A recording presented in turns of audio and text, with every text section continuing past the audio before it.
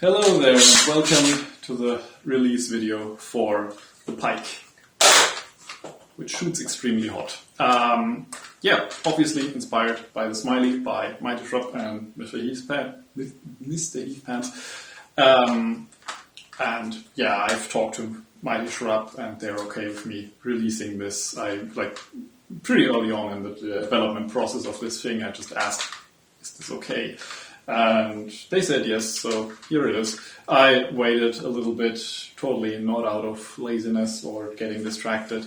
Now that the smiley hype is ebbed down a little bit, so it's not completely new and fresh anymore, I think I can release this in good conscience.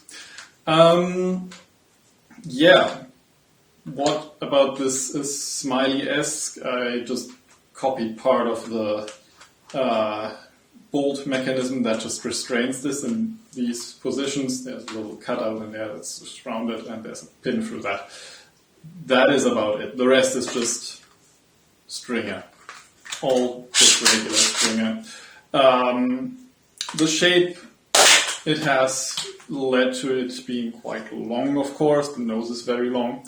And there's quite a lot of string there, and even more power stroke for the string. So it's about 13 centimeters long, which results in pretty high performance. So 130, 140, this specific one hits 145, but I think I've tickled all it has out of it, so there's not much room for improvement on this specific model. But yeah, I think 140 is a good number for a stringer. That's incredibly hot, like the Moray back there only has 100. So you can outrange all these other stringers with that. So if you do a stringers only game or something, or just bring it to HPC, it's probably gonna serve you well there. It's a little bit picky about darts. I'm using Workagen Freeze and darts on nitro shots. They all work really well, but of course, slightly longer darts are always going to perform pretty badly in a Nightingale mag. So, for example, these two, there's a X-shot dart and this little dart zone dart. They're slightly longer. They're 38 millimeters, and Workagen Freeze are just a bit shorter. That's, I don't know, due to the Nightingale mag thing they added when they just designed the Nightingale. So longer darts aren't going to feed as well out of this, which of course also impacts this, because if the dart isn't all the way at the top and you reload, that's going to angle the dart down and push it into the resting space back here.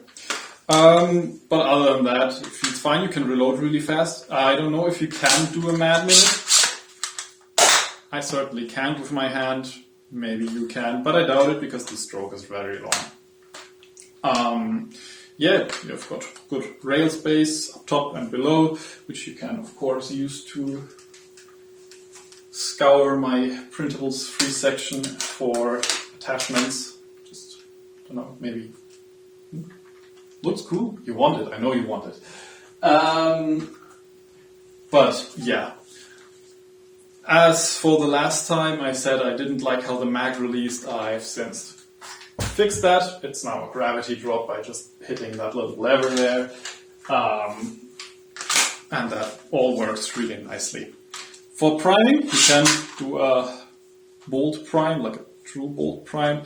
You don't need to brace this always, but I'm kind of getting used to bracing it like that, which just gives me a bit more security there. And all works, but you need to print this very sturdily with at least 6 walls. Right. I hope you like this thing. Was a fun, quick build, to be honest. I only made these 3 prototypes and it worked from the get-go, so it was all just slight refinements. Link to the shop will be in the description. I'm also talking to Bearswears again if he wants to carry it on his shop. If yes, of course, I'll also add that in the description, or just add a link to his shop for the time being if the listing isn't up yet as of release, because I really want to get this thing out. But I hope you're gonna have fun with this, and I'll see you for something in the future. I don't know, maybe the grenade launcher, who knows. Goodbye.